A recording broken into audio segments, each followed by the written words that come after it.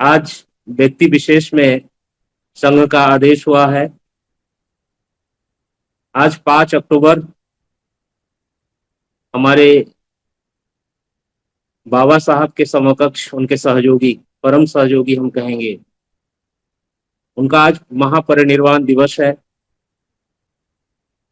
और उनके इस महापरिनिर्वाण दिवस में संघ की तरफ से मुझे आदेश हुआ है व्यक्ति विशेष में उनकी बात रखने की।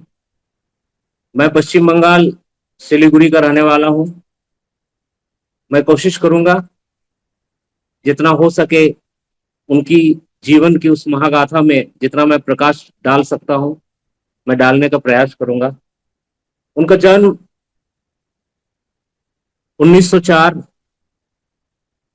29 जनवरी को हुआ था और बेहद ही गरीब परिवार से थे।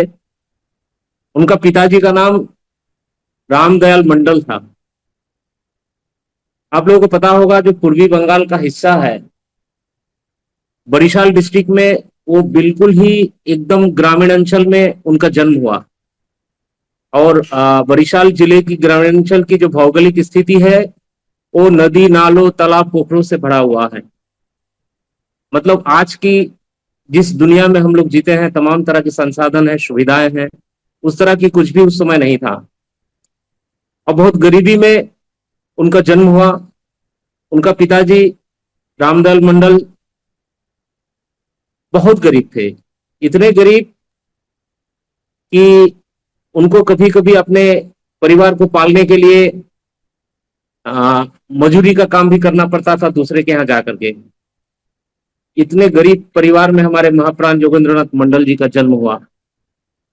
वो गांव में ही एक पाठशाला था, उस पाठशाले में उनको पढ़ने के लिए भेजा गया।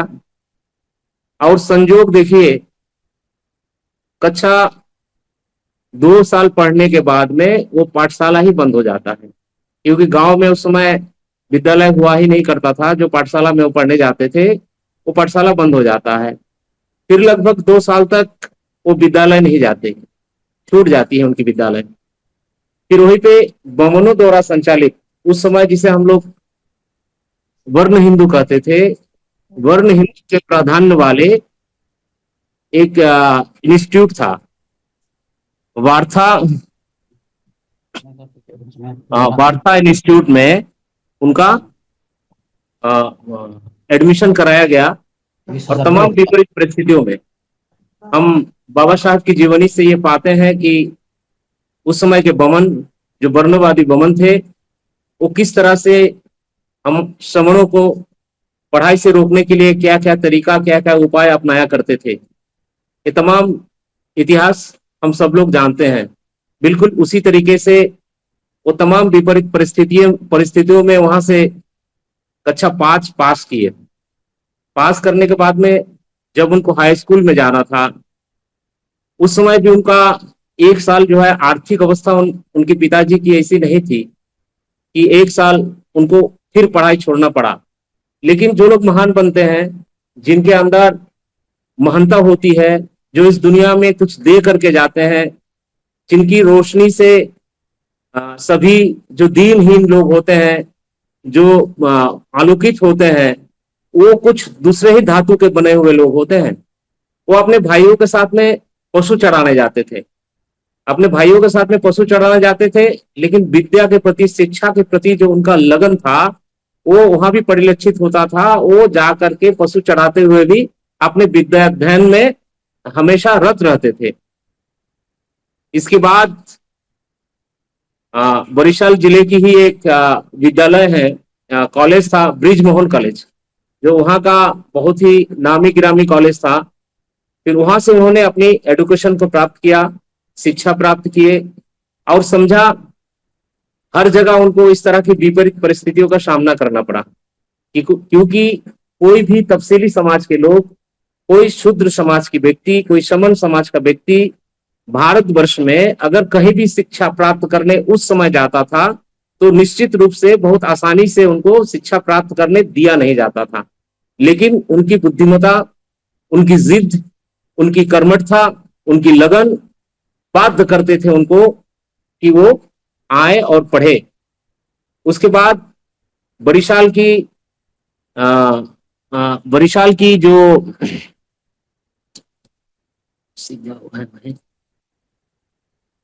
बरिशाल का ही जो राजनीतिक जीवन उनकी शुरू होती है।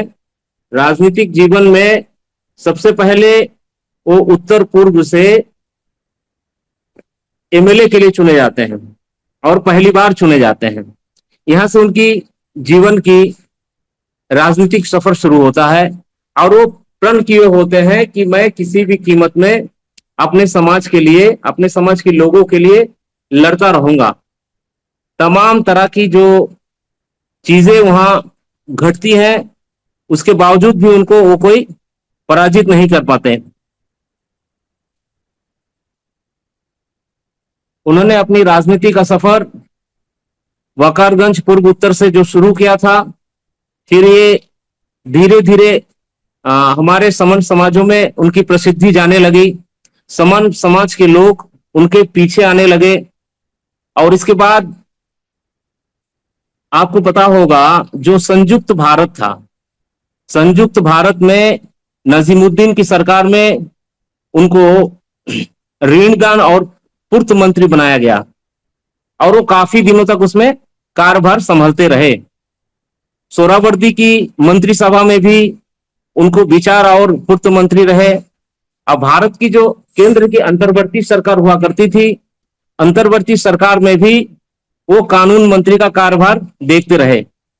उसके बाद जब भारत का विभाजन हुआ, भारत की विभाजन में एक बहुत ही जो तकलीफ दे चीजें आई वो था बंगाल का विभाजन। हमारे महाप्राण जोगेंद्रनाथ मंडल कभी भी बंगाल विभाजन के पक्ष में नहीं थे। वो तमाम वो चीजें करते रहे क्योंकि उनको पता था कि जो पाकिस्तान बनने जा रहा है, इस पाकिस्तान के जो तफसीली समाज के लोग हैं, जो एससी एसटी ओबीसी समाज के लोग हैं, इनको बहुत तकलीफें होगी। और खास करके पूर्वी बंगाल में तफसीली समाज की जो संख्या थी वो बहुत ज्यादा था।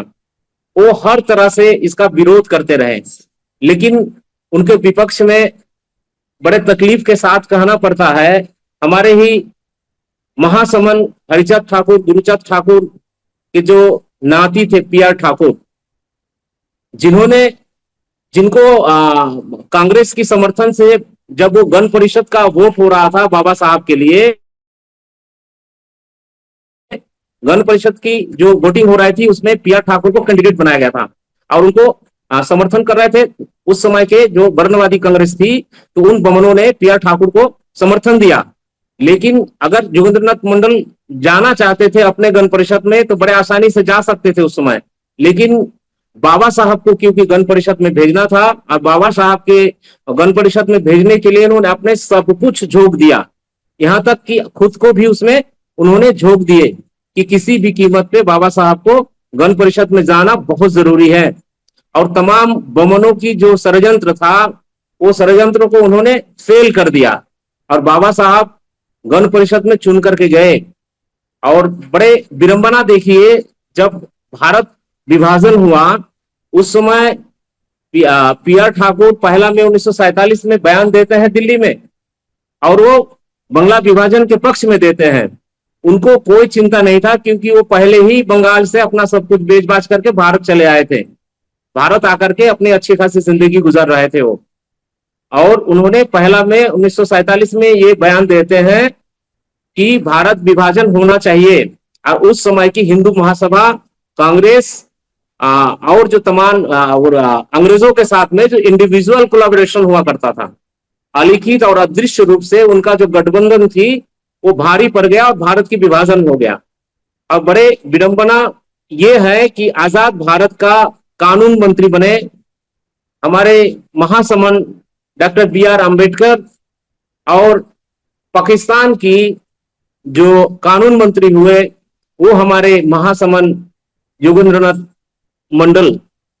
तो और कारण यह था, मंडल सर बंगाल विभाजन के समय पूर्वी पाकिस्तान को छोड़ करके, आज हम लोग बांग्लादेश बोलते हैं लेकिन उस समय पूर्वी पाकिस्तान ही हुआ करता था, और वो बांग्लादेश को छोड़ करके इंडिया नहीं आए और हमको लगता है कि बाबा साहब ने जरूर इसमें उनको सहयोग किया होगा समझाने में कि तुम भी अगर चले आओगे तो ये जो इस देश में जो रह जाएंगे पाकिस्तान में, पूर्वी पाकिस्तान में, जो SC ST OBC जो हमारे समन भाई वहां रहेंगे, जो समन लोग रहेंगे, उनके लिए लड़ेगा कौन, उनकी हितों की रक्षा कौन करेगा। और मोहम्मद अली जिन्ना ने भी शायद उनको ये आश्वासन दिया था, मैं जितना जान पाया हूं, समझ पाया हूं, जगन्नाथ मंडल सर को मैं जितना पढ़ पाया हूं, उनको आश्वासन दिया था कि आपके हितों की रक्षा किया जाएगा, क्योंकि उनके अंदर कहीं ना कहीं कुछ सेकुलर की जो नीतियां थी वो मानते थे, तो आपका हितों की रक्षा किया जाएगा। लेकिन ऐसा हुआ नहीं। कालांतर में हम देखते हैं कि जिन्ना की एक रहस्यमय परिस्थिति में मौत हो जाती है, और उसके बाद जो बड़े उग्र और उग्रता के साथ में मुस्लिम लीग की लियाकत अली खान को जो है वहां कार्यभार संभालते हैं। और उस समय महाप्राण को ये लगता है कि अब इस देश में रहना मेरे लिए सेफ नहीं है, और वो वहां से भारत चले आते हैं।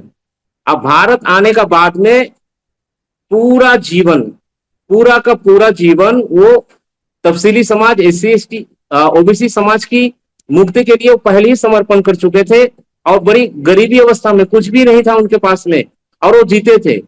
और हमको उनकी एक बात याद आती है कि महाप्राण जोगेंद्रनाथ मंडल कहते थे, अगर मुझे मारने से हमारे ये तफसीली समाज, ये हमारे SC ST OBC समाज, अगर इनको मुक्ति मिल जाता है, इनको अधिकार मिल जाते हैं, इनकी समस्याएं खत्म हो जाती हैं, इनकी सारी परेशानियां खत्म हो जाती हैं, तो मैं योगेंद्रनाथ मंडल तिल तिल कर मरने के लिए तैयार हूं, आओ मुझे तिल तिल करके मार दो। अगर मेरे मरने से, वो कहते थे कि अगर मैं समुद्र में कूद जाऊं, अगर तुम मुझे समुद्र में फेंक दो या मुझे जलती हुई अग्नि कुंड में डाल दो, अगर उससे उससे अगर ये SC ST OBC समाज को अगर सारी समस्याओं से मुक्ति मिल जाती है, इनकी सारी समस्याएं समाधान हो जाता है, तो मुझे कोई तकलीफ नहीं है, तो मुझे आकर के तुम जलती हुई अग्नि कुंड में फेंक सकते हो। इस तरह के विचार रखते थे हमारे महाप्राण जोगेंद्रनाथ मंडल। और मैं अपनी एक स्मृतियां आप लोगों के साथ में शेयर करना चाहूंगा कि मैं सौभाग्यशाली हूं, और एक तरीके से उनका जो निब्बान साल रहा है 1968, उस समय मेरा जन्म हुआ, और मेरा जो जन्म का स्थान है वो नदिया जिले की रानाघाट का नासिरकुल गांव है। नासिरकुल गांव में एक बटतला पाड़ा करके एक जगह है, वहां मेरा जन्म हुआ। और मेरा पिताजी उनके सानिध्य में रहते थे, वो निपान प्राप्त कर चुके हैं, नित्यानंद राय, वो उनके सानिध्य में रहते थे। और मेरा जन्म वर्ष में लगभग 25 अगस्त को मेरा जन्म हुआ था, और उसके बाद 1 या 2 महीने बाद में उस गांव में हमारे पिताजी एक विद्यालय की स्थापना करते हैं। उस विद्यालय का नाम है नेताजी उच्च माध्यमिक विद्यालय। आज वो विद्यालय एडेड हो चुका है, और उस विद्यालय की उद्घाटन करने के लिए, और उस विद्यालय से मैं पढ़ा भी हूँ, कक्षा 5 से 8 तक मैं उसी विद्यालय का छात्र रहा हूँ। उस विद्यालय में महाप्राण जोगेंद्रनाथ मंडल को बुलाया गया था उसका उद्घाटन करने के लिए, और वो आए थे। और हमको लगता है उनकी मृत्यु के ये 4-5 दिन पहले की घटना है, जो मैंने अपने माता और पिता के मुख से मैंने सुना हूं। वो आए थे, उस विद्यालय का उद्घाटन किए, और हमारे घर पे रुके, वो भोजन किए। भोजन करने का उपरांत उनको कुपर्स कैंप करके एक जगह है, वहां जाना था। उस समय तो गाड़ी घोड़ा कुछ हुआ नहीं करता था, ना बसें थी, ना ट्रेन था उस समय, ना कार थी। तो उनको हमारे पिताजी रिक्शा में बैठा करके वहां ले जा रहे थे। कोई हल्की सी दुर्घटना भी हुई थी, रिक्शा से वो गिर गए थे। तो रास्ते बड़ा उबड़ खाबड़ हुआ करता था, उनके कपड़े तक फट गए थे। और फिर उनको वहां से पिताजी हमारे नए कपड़े पहना करके फिर रानाघाट छोड़े। रानाघाट से क्योंकि बनगांव का ट्रेन जाती है, और बनगांव से गोबरडंगा उस समय उनका आशियाना हुआ करता था। वो जमुना नदी के किनारे गोबरडंगा और मसलंदपुर नौफुल के बीच में एक यमुना नदी बहती है, उसी के किनारे उनका घर बना हुआ था। और संजोग से एक बार मुझे उनके घर दर्शन करने का भी सौभाग्य प्राप्त हुआ, क्योंकि वहां मेरे बहुत सारे रिश्तेदार हैं। मैं वहां कई बार गया हूं। तो एक बार मेरे मन में जिज्ञासा आई कि हम महाप्राण को उस घर को देखना चाहते हैं। और उनका पुत्र भी उस समय विदेश में रहते थे, जगदीश मंडल जी। उस समय मैं गया था उनके घर पे, उनसे तो मुलाकात नहीं हुई, लेकिन मैं उनके उस घर को ही नमन करके चला आया कि एक ऐसे व्यक्ति की घर पे उनके जो चरण धूलि यहाँ रहा होगा, उसकी वो मैं कम से कम स्पर्श कर लूं, जिन्होंने अपनी पूरी जीवन काल, पूरा जीवन अपना इस अंतर समाज के लिए, इस तफसीली समाज के लिए इस SC ST OBC इन शमनों के लिए समर्पण कर दिया था। लेकिन हमारे समाज के लोग शायद उस समय उनकी बलिदानों को ठीक तरह से समझ नहीं पाए थे। अब मृत्यु उपरांत भारत सरकार ने उनको महाप्राण का उपाधि से भूषित किया।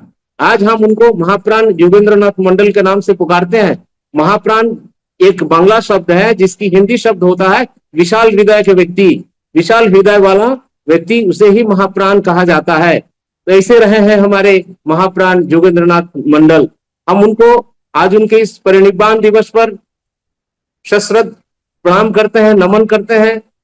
उनको बहुत बहुत नमन करता हूं। साथ में पूरे संघ में यहाँ बैठे हुए जितने समन संघी हैं, मैं उन सबको नमन करता हूं। मैं संघ को नमन करता हूं कि मुझे आज उन्होंने ये मौका दिया कि व्यक्ति विशेष पे मैं अपने महाप्राण महासमन योगेंद्रनाथ मंडल महाशय के ऊपर कुछ कह सकूं।